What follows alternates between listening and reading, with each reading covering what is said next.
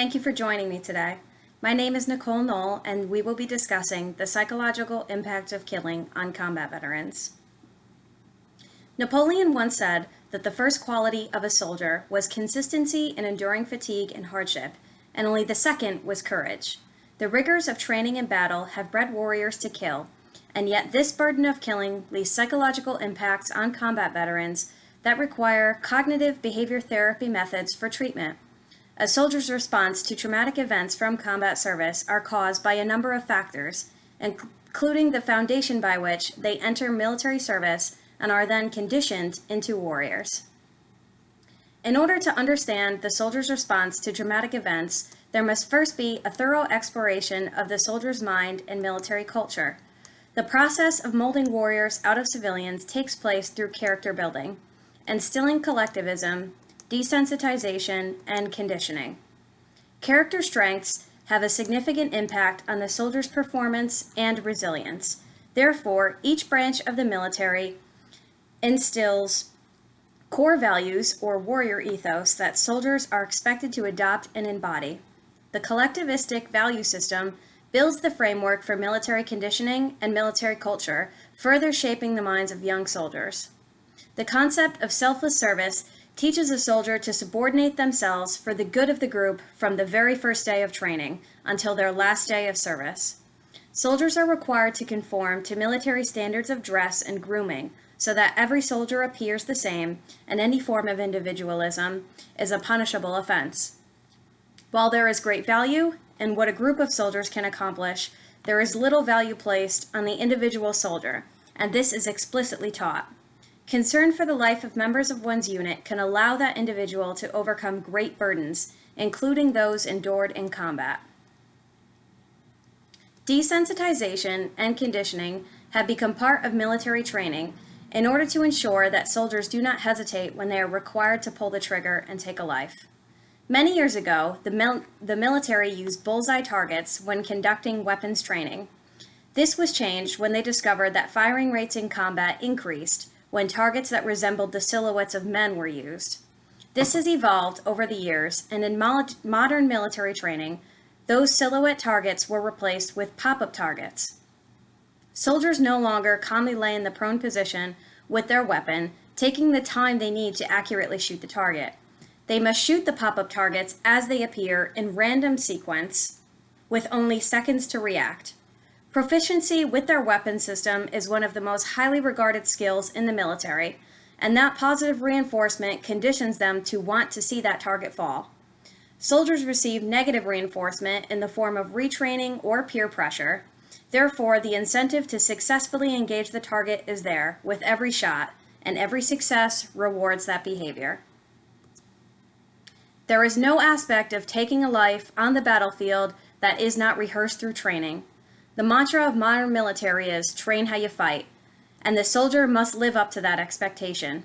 The use of shoot, no-shoot simulators was employed to aid in training soldiers how to identify and kill the enemy through interactive programs with weapons.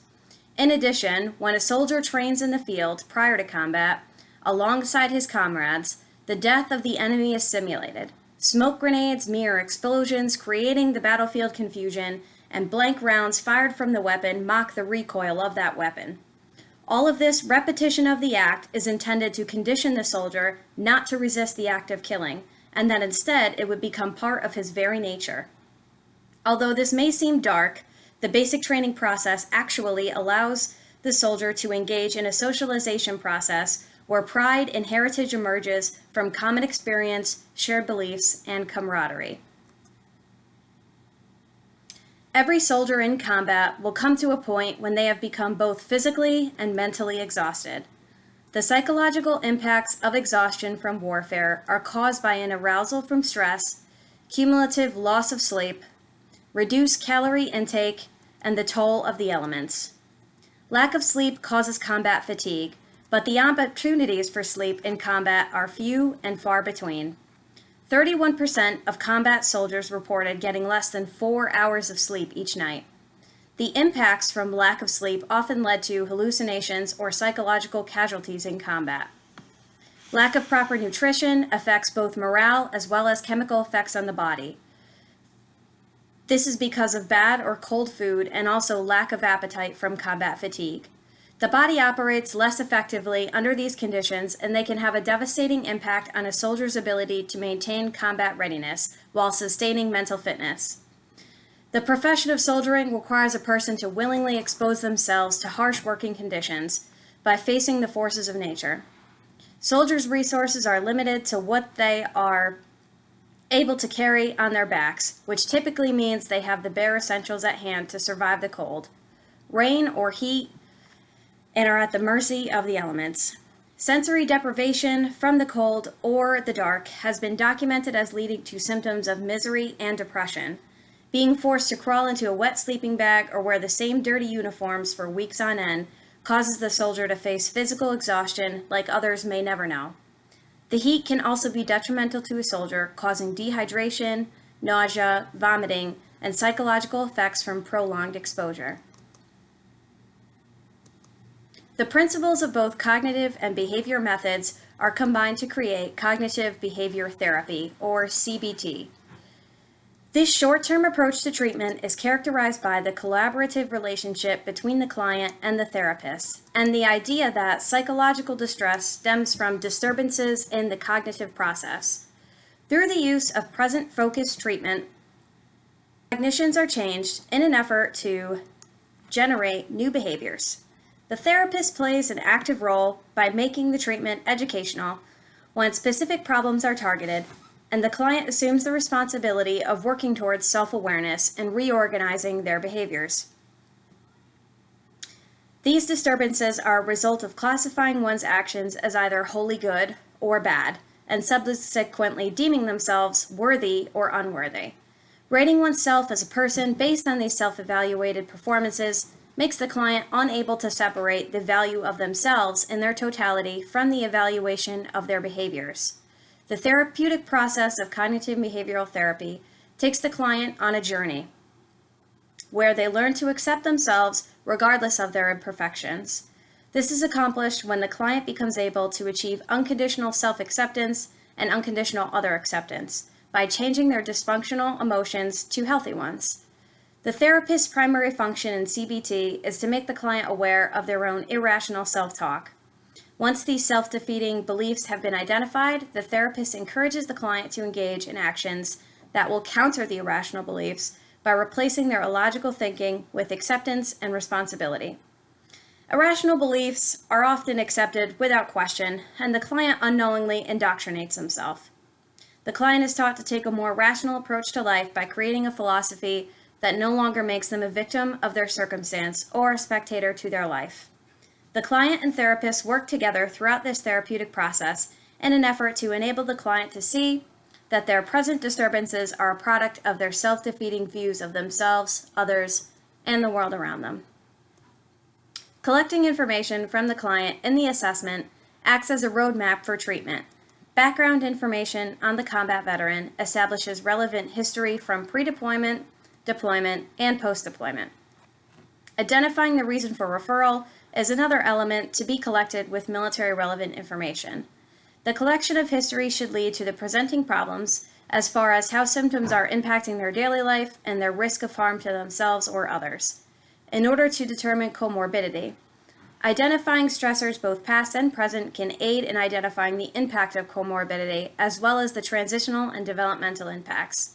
Assessment should also include a history of treatment and the efficacy of said treatment, the client's satisfaction with the methods used, and their adherence to the treatment plan. Discussing these previous elements of assessment can cause distress for the client.